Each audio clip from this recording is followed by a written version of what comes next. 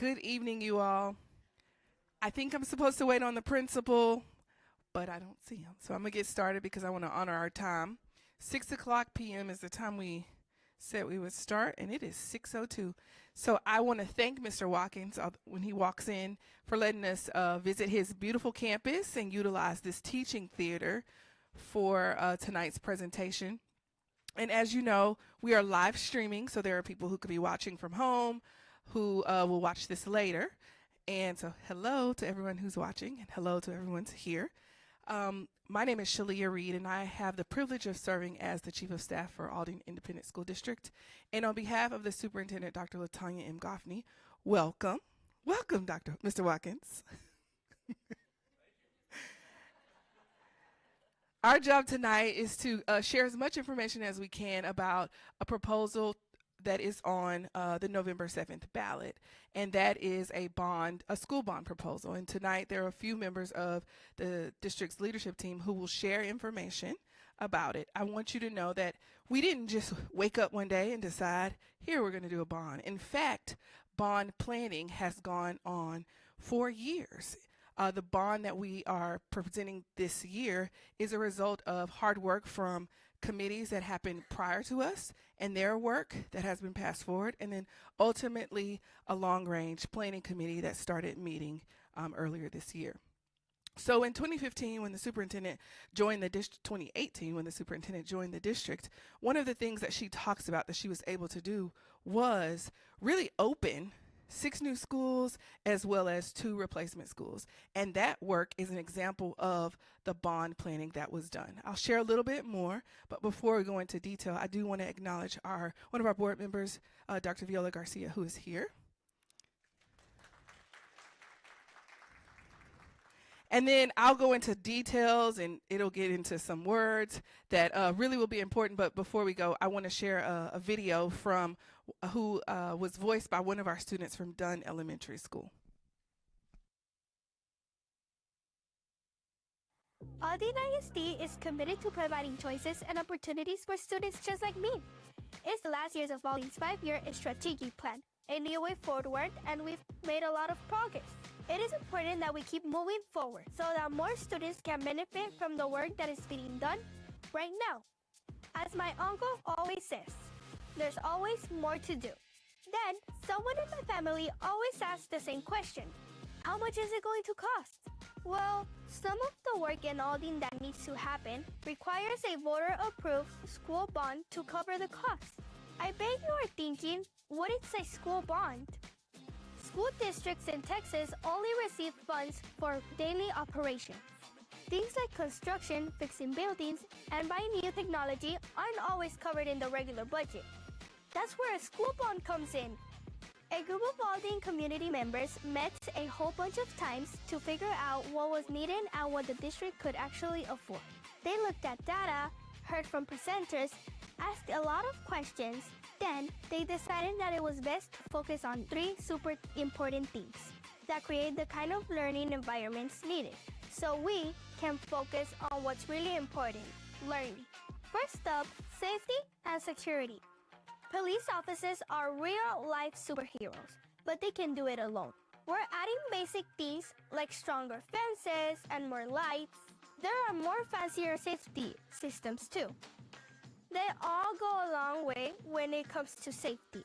And then there are facility enhancements. We have some older schools that need to be brought up to the same standards as the newer ones.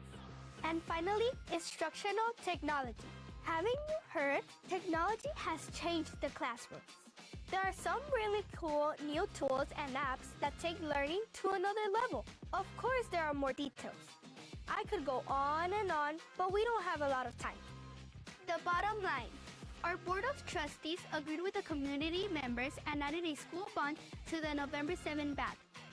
All that's left for you to do, get out there and vote on Tuesday, November 7th. In case you need more information, we've packaged it all up at aldineisd.org/bond2023. All right, so you heard her. If you want more information, it's going to be listed on Aldine ISD /bond 2023. And that information is done in ways that you can download for your campus. You can also do it in the language that you feel best, English, Spanish, I believe some Vietnamese. So we'll share that video later so that other people have access to it. I mentioned the Bond 2015 and how Dr. Goffney had the opportunity to open those 6 new schools, and that is a result of the work that was done for previous administrations in planning for the upcoming years. You'll see here some of the work that was done there, and many times some of our students are living out this as we've been sharing.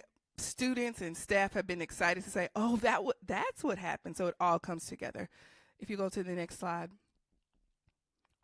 So over the history of time, Aldine has utilized bond plans and bond funding to stabilize the district and also to take care of capital projects. Many of these were done around growth, and so you'll see in 2015 the bond that passed was designed to ensure that the district was prepared for 80,000 students. It was for growth. We are now looking at our bond for a lot of other things, including ensuring our facilities are up to date. You'll hear about safety and security initiatives, and then also preparing for instructional technology. I'm going to turn it over to Dr. Adrian Bustillos, who will share a little bit more about how we got to this place where we are presenting a bond. Thank you, Shalia. And so my name is Dr. Adrian Bustillos, the Chief Transformation Officer. I want to talk about the Long Range Planning Committee and some of the work we had here. As you can see on our screen, we did a facilities assessment study, and this was conducted to look at all our facilities throughout the district. And what we got here was a facility condition index number. So we were able to look at all the buildings in the district, school buildings, non-school buildings, to understand what kind of conditions that they were in, where they're looking at.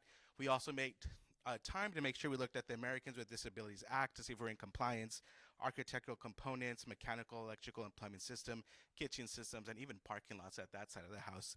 So with this side of it, we also looked at the educational sustainability assessment. That's why I have my notes, because I want to make sure I say the right terms. Those are a mouthful. ESA.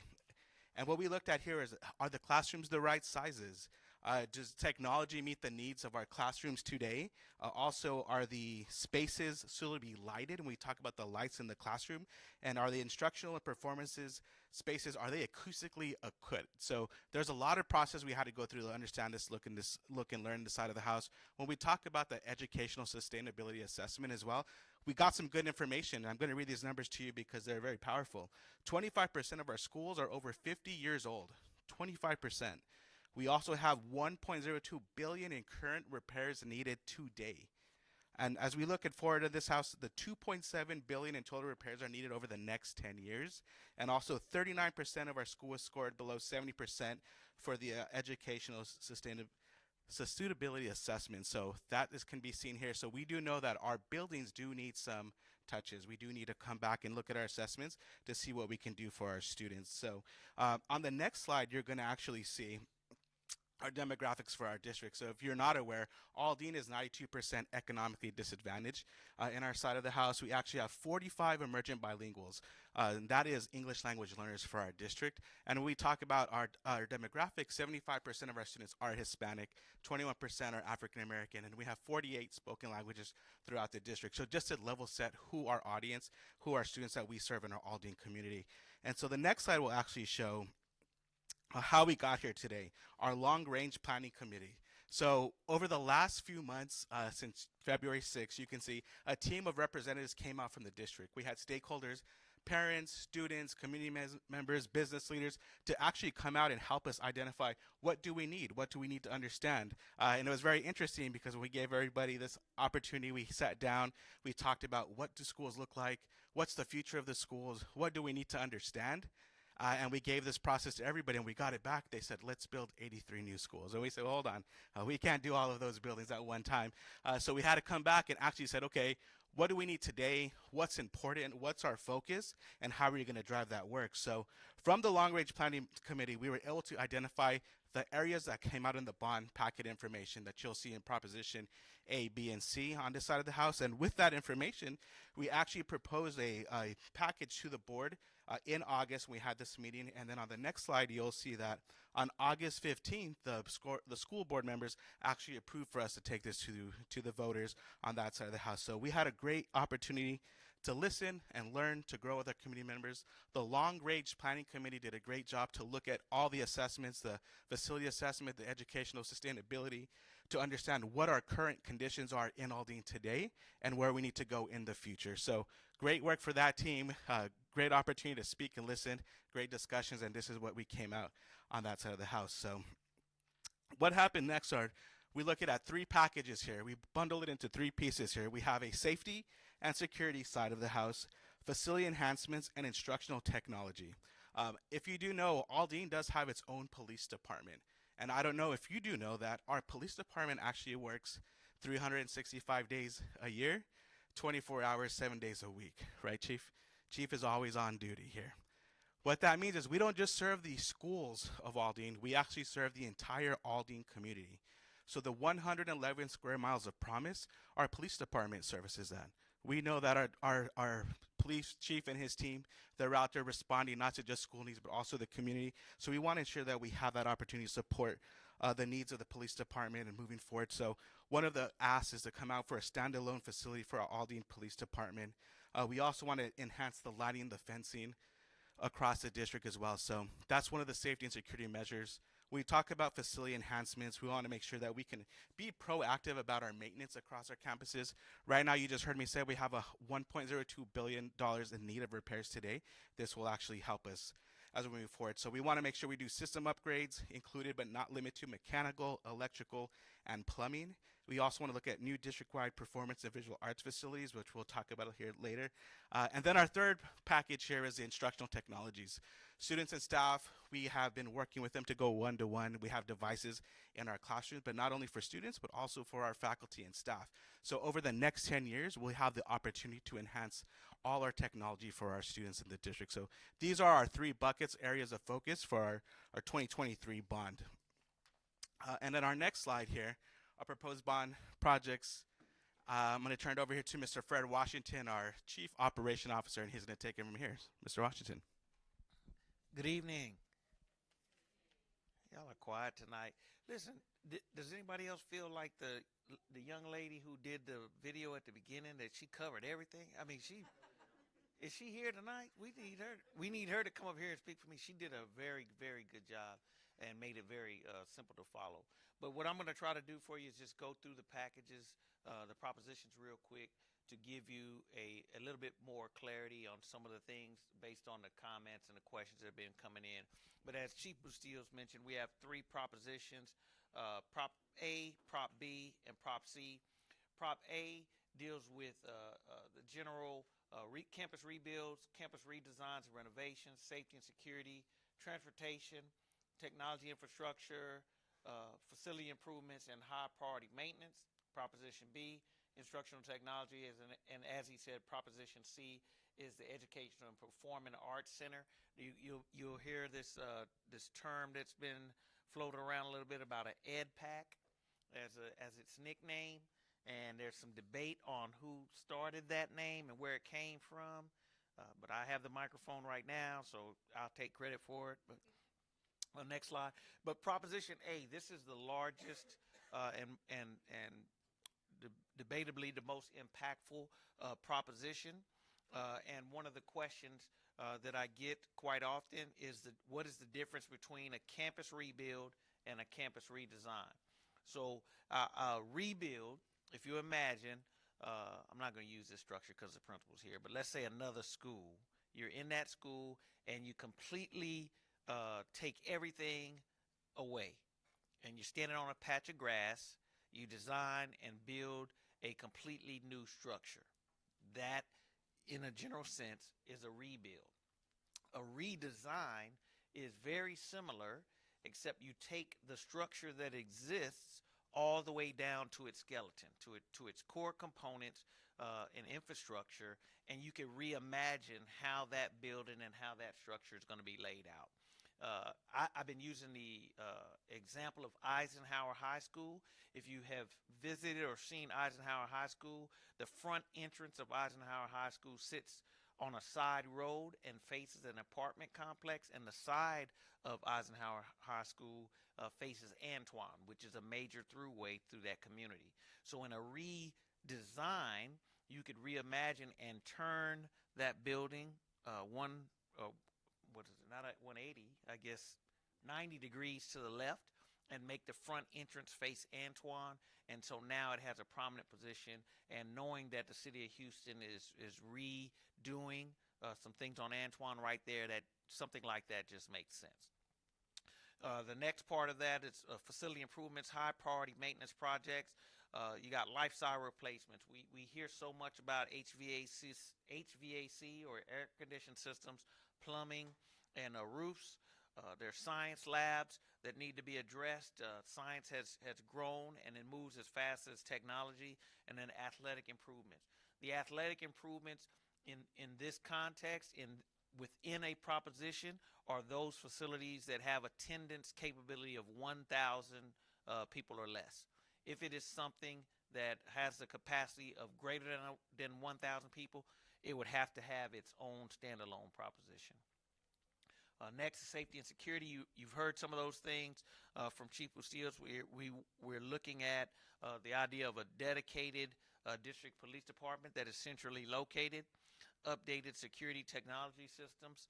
Those of you who may be employees seen something, a part of that concept rolling out now with our Synteject system, where you have a badging system, which is emergency response, and you can notify police of skirmishes, issues, or major incidents, and they know where you're standing and are able to respond and save time.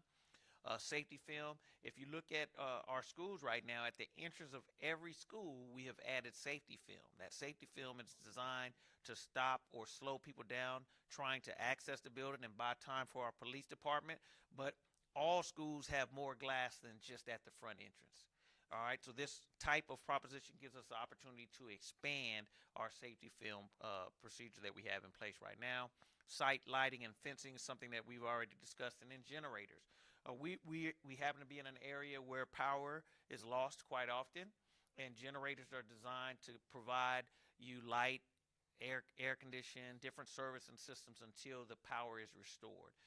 Power is not something that we control to the community, but it is something that we can provide intermediate support to our schools, and that's what the generators will do.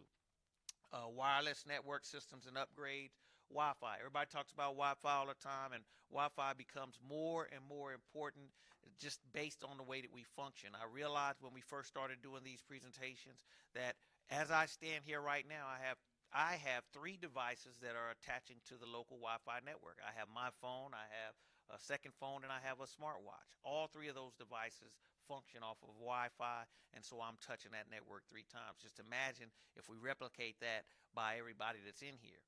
And just imagine if we replicate the number of people that are in here on a normal school day. How many devices does everybody have? So addressing the way that people function in areas like Wi-Fi is something that this proposition will align and help us address. The Chief Bustillos talked about the facility assessment. In that facility assessment, only one facility in the district is identified as needed immediate attention. There are multiple things that need to be done, but one is classified as critical, and that is our East Transportation Facility, and you see that identified here. Then buses and special education buses is an area where we have identified as an opportunity to improve the quality of service and support that we provide to our students. 80-some-odd% of our students are economically disadvantaged students classified in that way, and they ride the buses. So having that service operate and function at a high level and having the best equipment available to support them is paramount for us. Then there's the white fleet, and the white fleet is just the vehicles that the plumbers, the maintenance, the custodians, and others use to move around. As Chief Bustillos mentioned, we have 111 square miles, so it is quite a distance to travel as move around the district to support the different needs. The second proposition, Proposition B, is instructional technology, and it touches staff and student devices, refresh things such as iPads, laptops, Chromebooks, and then classroom technology. You guys have a great example of one of those devices and those types of devices here, interactive display panels and things of that nature. Then in Proposition C, which is getting a lot of attention right now. Proposition C, if you know how large our student population is, if you use last year's numbers, PEIMS numbers, we're at 60,000. If you use the current numbers that are developing right now, we're around 57,000. But regardless of that end number, currently around 50,000 of our students are involved in some form of performing arts. All right, 50,000 out of 57,000 or 67,000 will be positively impacted by a facility that we are calling the EdPAC building, thanks to me. Seriously, but the New Education and Performing Arts Center. So, seriously, I was joking. I didn't dive into it. Seriously, I was joking. But that facility is Proposition C. If you go to the next slide, I think it shows 3. So you're hearing the bond total of $1.8 billion as a bond total.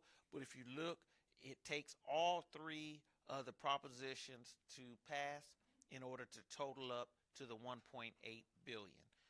Each one of them, you can see the amounts that are relative to there. But if the voters, by example, said yes to A and yes to C, obviously this number would drop and B wouldn't pass. We could not use resources approved in C or A to support B. All right. All 3 of the propositions would have to be approved in order for the bond to total $1.8 billion. Next up, we have our world famous. We have 2 famous people. We have our chief of police, who was on TV today, and our CFO, Mr. Stan Osborne, will just talk money with you for a little while. Thank you, Chief Washington. And again, for those who don't know me, I am the proud Chief Financial Officer of Aldine Independent School District. My name is Stan Osborne. Let's make that clear. Try to keep up. All right. So, starting with the elementary school video, right, as Chief Washington indicated, a lot of good information was shared there in a very simple way, but easy to understand. Where do we get bond money? We'll jump right from that video to that. Because in the video, it described, right, that day to day, we don't get the kind of funds through the funding formula, the state program, to do things like this, the $1.8 billion. So if school districts have to find another way to access those types of funds. We hear generally things just labeled the bond, right? Go for a bond.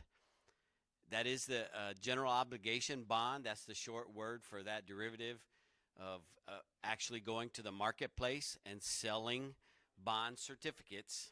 So we just simply call it go for the bond, where investors buy the certificates and they gain interest off of those purchases, and we pay them back. Okay, it's really that simple. Like a mortgage on a home, the whole package will be paid back. In this particular case, over 30 years. There will be opportunities throughout the course of the financial structure to even tailor that depending on our circumstances. But just like buying a home, buying a car, right, you select the time period by which you're going to pay the money back. In order to gain access to $1.8 billion and complete all that work, we had to be reasonable about what can we do as a school district. What does our system and our processes accommodate for this? Obviously, all that work can't be done overnight, right? Everybody knows a high school can take 1.5 years to 3 years from start to finish, design to construction. So we need to have access to the funds over a period of time.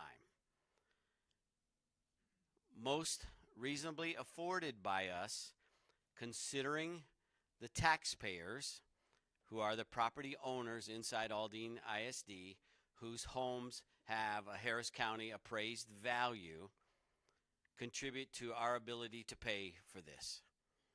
Through your interest in sinking, it would be identified right on your tax bill, INS, and a rate of collection from the value of your property. And that's exactly what we're talking about here. Starting off, our current rate is 30 cents per $100 of appraised value. That's where we are today. That's where we were last year. We've maintained that, and we don't anticipate changing that no earlier than 3 years. And at that time, we will continue to evaluate the property appraised values in the district and the collection rate and actually our spending rate, right? Because as we're getting access to the funds to do these projects, we'll have money, and we may or may not have to increase the tax rate. But for the structure's sake, we built a 10-year program, and over the 10 years, you can see we go from 30 cents to 40. So a 10-cent change over the 10-year period if necessary. Next slide, please. Just to put it in a snapshot for us, remember we said no increase over 3 years. Every school is going to be impacted. If you are a property owner and you have filed your homestead exemption for $100,000 and your home is appraised tax assessed value at 100, this won't impact you at all. You're going to be at zero, matter of fact. If you're over 65 and you've applied for your deferment, no change for you. Your taxes are frozen. We want to point out a couple of things. In Aldine, everybody knows the airport is here, lots of businesses, lots of commercial activity go on here. About 60% of the tax dollars earned or received are paid by those types of entities, and only about 40% come from actual homes or properties or residents. So considering what we've just talked about, access to $1.8 billion, really the commercial business community in Aldine is going to pay for 60% of that, and the residents 40%. I want to point out one more thing, and I'll hand off to Chief Reed. We all need to recognize, with a positive outcome at Election Day, the impact that this will have when we start getting into these projects and accessing these dollars. What that means to the Aldine area. It's going to mean an influx over the time period of nearly $2 billion of money coming into the Aldine vicinity. It's also going to mean in excess of 15,000 jobs coming in to do all this work over that same time period. Just reflect on that and help us be positive going forward and looking forward to the projects. Chief Reed. See, I wore him out. I was gone just a few minutes and it looks like a war zone where I was. Lots of cookies everywhere. Meanwhile, so you've heard a lot today, and I can imagine that it's a lot to take in. There's a lot of different projects. I think one of the points I want to reiterate is that every single school will be impacted by this bond. Sure, we mentioned there are some schools that will be rebuilt, some schools that will be redesigned. However, every school has some level of impact. And so here we have, I want to share as you go out, there are flyers for each campus, and it lists out how and they will be impacted. Some schools will have HVAC improvements, roofing improvements, and those projects are connected to what Dr. Bustillos mentioned, which was that facility assessment. So the projects that we've established are connected to that. If you want to continue to learn, like maybe tonight wasn't enough, you want to go a little deeper and learn some more, hear it again. We are doing community meetings at each one of our comprehensive high schools, as well as Carver High School in the upcoming weeks. So the dates are listed there. As I mentioned earlier, on our district website, we've added information. We'll continue to add information. But here's the kicker. So this bond package is for the residents of Aldine ISD to make a decision about what happens moving forward. But to do that, you have to be registered to vote. So it's important that you have the golden ticket, which is to register to vote. And tonight we can all be excited, we can all be upset, we can all be mad, but we can all sit right here and talk about it, and nothing will change. If you have enough information and you go to the polls, you can make a decision. But you can't do that sitting here talking to us. So the early voting dates begin October 23rd and last through November 3rd, and then November 7th is Election Day. But as I mentioned, if you live outside of the district and you have an opinion, you really you can't vote because it's not going to show up on your ballot. Your job or your request, if you work in the district or know people, is to help them know or point them in the direction of how they can get more information. As I mentioned, our website is one of those places. Community meetings would be another place. And we've also taken our show on the road and are talking to other departments and campuses who have interest and want to learn more. But for you, the information is listed there. I want to reiterate one more thing. So at the end of the day, there are 3 propositions on the ballot. And as Dr. Bustillos mentioned, they fall and take care of 3 projects that our long-range planning committee settled on, and that is safety and security, facility enhancements, and instructional technology. But those 3 topics fit into the propositions A, B, and C. If all of those things are approved by the voters, then it will be a total of $1.8 billion, and we'll move forward with those projects. If not, we'll move forward with the projects the voters said yes to, and we cannot borrow money from the other side or use it for that. I tell a story about how my husband sends me to the grocery store for barbecue. I mean, it never fails. On the way here, Mr. Washington, it's not barbecue, it's a Target order. And he said, get saline spray because we got a sick kid. He said, get some, he likes Crunchy Munch.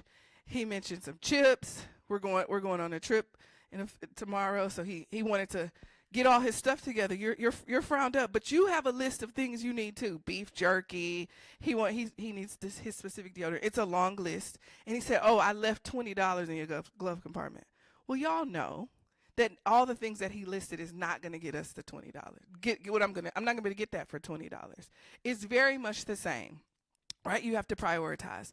Our long-range planning committee, we gave them a lot of information, and they had a lot of wishes. You know, we looked at the historical data. We looked at other plans and the demographic study and what's going to happen in the future. We talked to, what's going to happen in the county. How are things going to change? And we asked them, what are your wishes?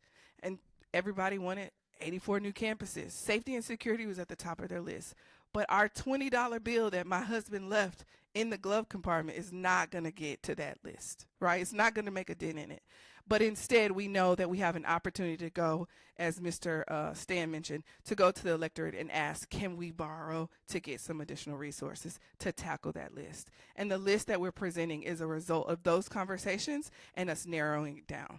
So although the $20 won't get my husband his Crunch and Munch and his beef jerky and his deodorant, we will settle on what we're going to get, and we'll move forward with something that we believe will help him move forward on our road trip, Mr. Watkins. It's the same for us at the bond. What we're presenting, we believe, is a good list that's based on the needs of the district as well as the desires of the community, as well as the conversations that we continue to have to make sure our students have the choices and opportunities that we have promised them.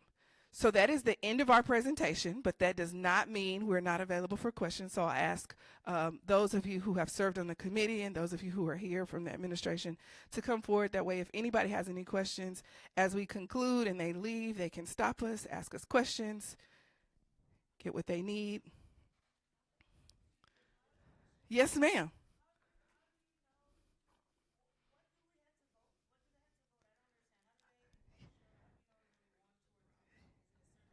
Yes, here we go. So can you go to the proposition slide? Glad you asked. So I'm going to use you as an example. When you go to the ballot, you'll see this one.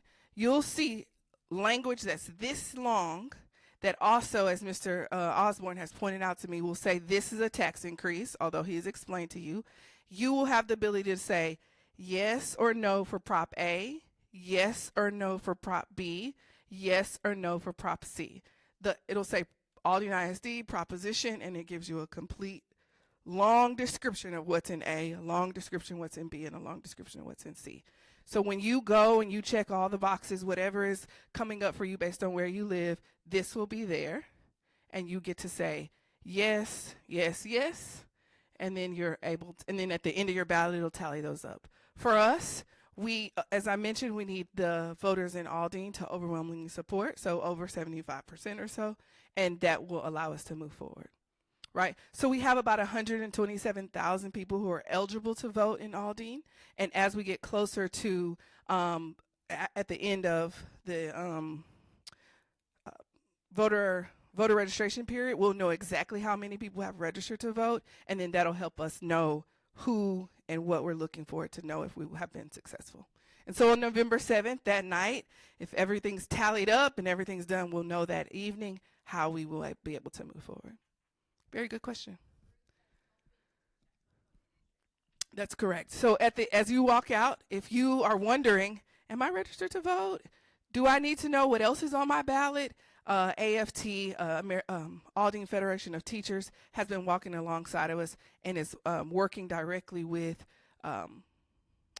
community members to make sure they know what their ballot looks like, what else is on the ballot, and then also helping them register and find out if their registration is still accessible. Today I did it in the car because I was like, I think I'm registered to vote, but I wanted to check, and I checked, and I'm good to go.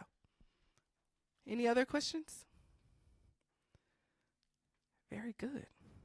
Mr. Watkins, thank you so much. Thank you all for being attentive, and for those of you who are watching, thank you for tagging along, and we will see you guys at the next meeting, I believe on Tuesday of next week. Monday of next week? October 2nd, that is Monday at Eisenhower High School.